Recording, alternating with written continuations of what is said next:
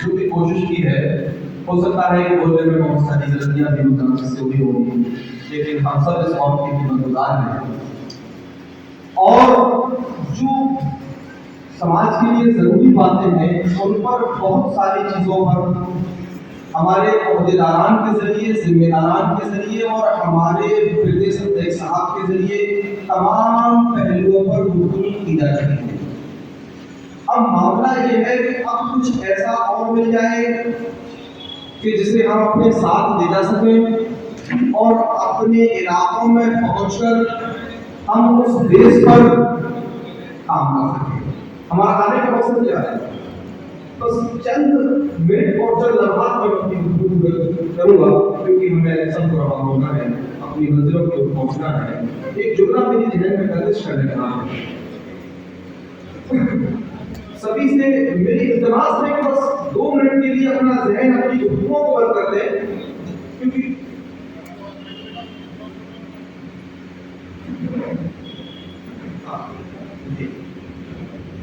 تو بس 2 منٹ کے لیے دیکھنا چاہوں گا، کیونکہ ہم آخری سفر میں ہیں اور صبح سے یہ پروگرام چل رہا ہے اور ہم آخری سفر میں ہیں، بس کچھ دیر کی بات ہے۔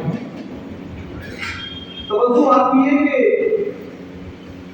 ایک یہ جہاں غور کرنا، ایک یہ جہاں اور ایک وہ جہاں،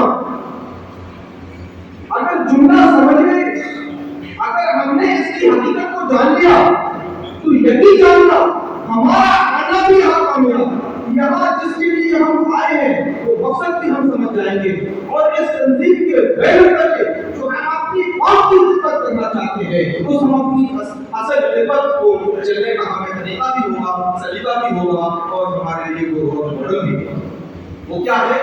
جیسا کہ میں نے کہا، ایک یہ جہاں، ایک وہ جہاں، ان دو جہاں کے بیچ میں، ان دو جہاں کے بیچ میں ہے صرف ایک سانس کا فاصلہ، ہے صرف ایک سانس کا فاصلہ۔ غرب چل رہی ہے، غرب چل رہی ہے تو یہ جہاں رک گئی تو وہ جہاں رک گئی تو وہ جہاں۔ اب سمجھانا کیا چاہتے ہیں ہم، آپ کو بتلانا کیا چاہتے ہیں، اس کا مطلب کیا ہے کہ یہ جہاں اور وہ جہاں، ان دو جہاں کے بیچ میں ہے ایک سانس کا فاصلہ۔ چل رہی تو یہ جہاں، رک گئی تو وہ جہاں۔ سمجھنا یہ ہے کہ ان دو جہاں کے بیچ میں اتنا سا فاصلہ ہے، اتنے سے فاصلے میں جب ہمیں یہاں رہنا ہی نہیں ہے، یہ ہماری اصل زندگی ہی نہیں ہے، پھر اب ہمیں کیا کرنا چاہیے؟ جب کسی موقف پہ، جب کسی مقصد پر وقت کم ہوتا ہے تو پھر ہم کسی کے لیے خالی نہیں کرتے، کسی قسم کی ہم جو ہے وقت کو ضائع نہیں کرتے، ہم اس کی اور فکر نہ جاتے ہیں۔ تو معلوم یہ ہوا کہ ایک سانس کا فاصلہ ہے۔ اے لوگوں، یہ وقت بڑا قیمتی ہے۔ یہ شاعر، یہ اشعار، یہ جملہ، اس کے ذریعے ہمیں یہ نصیحت حاصل کرنی ہے کہ ہمارے پاس وقت بہت کم ہے اور ہمیں اس قیمتی وقت کو گنوانا نہیں ہے۔ ہم یہاں پر اپنے قیمتی وقتوں کو نکال کر اگر ہم یہاں آئے ہیں، ڈیسا کی سرزمین پر اپنے علاقے سے یہاں جمع ہوئے ہیں، تو اصل بات یہ ہے کہ یہاں ہم آئے کس لیے ہیں، ہم یہاں سے آنے کی بات کیا چاہتے ہیں، ہماری تنظیم میں ایسی کیا کمی ہے۔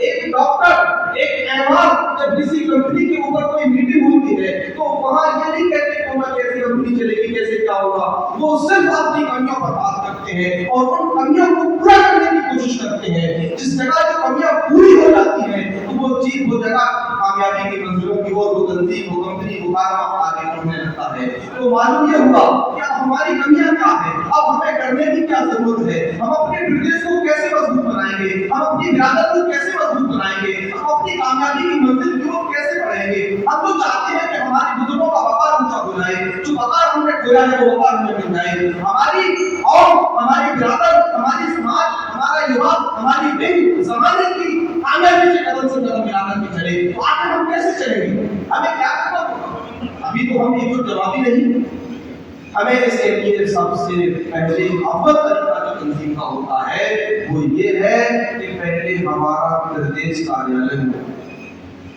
और प्रदेश कार्यालय से पूरा डाटा कलेक्ट हो जमा हमारी तंजीम बन रही है। उन जिला अध्यक्ष की ये जिम्मेदारी है कि अपने जिले की सूची बनाए और प्रदेश कार्यालय को जमा कराए।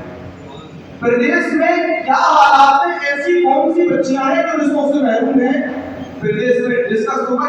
कौमी खिदमत किसी को कहते हैं, इनके रिश्ते कैसे कराए जाएंगे। हमारे युवा ऐसे कितने हैं बेरोजगार हैं, उन्हें हम आपसी चंदा करके प्रदेश फंडिंग करके 1000-500 रुपए जोड़ करके अगर 100 लोग अगर आज के वक्त में 1 लाख रुपए नहीं दे सकते, 1,000 रुपए तो दे सकते हैं, 100 लोग अगर जोड़ेंगे बताइए कितने होंगे। हम उसे कुछ नहीं तो कुछ कर तो संधि और रोजगार के लिए सेल्फ डिपेंड करेंगे। ये हमारे कौमी खिदमत की जरूरत है। आज हमारा तबका तमाम दुनियावी नफरतों का शिकार हो रहा है। वो क्यों कि हमारा अखलाक बेहतर नहीं है, हमारी तालीम बेहतर नहीं है। अगर हमारी तालीम बेहतर होती तो हम कानून से लड़ पाते, अपने हक को मांग पाते। तो हमें अपने हक को मांगने के लिए हमारे भाई ने कितनी अच्छी बात कही कि हमारे युवा बड़ी संख्या में है। मैं बता दूं कि हमारी तंजीम की युवा विंग भी है, युवा विंग के प्रदेश अध्यक्ष भी है। अब वहाँ जरूरत ये है कि प्रदेश विंग की बॉडी बने, फिर इसके बाद उनके युवाओं को एकजुट किया जाए, संगठित किया जाए और उनको जोड़ा जाए।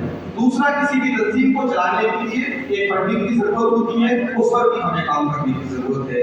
तीसरा, हमारे लिए हमारे तंजीम का जो पदाधिकारी है, जो बड़े पदाधिकारी हैं, अब उनके लिए सबसे पहली जरूरत ये है कि किसी प्लेटफॉर्म पर जाकर के अगर वो बात करते हैं, मान के चलिए वो कलेक्ट्रेट पहुंचते हैं, तो उनके लिए सबसे पहले वैसे ही बोलते हैं कि हम प्रदेश के महासचिव हैं, हम उपाध्यक्ष हैं, फला है, ये है।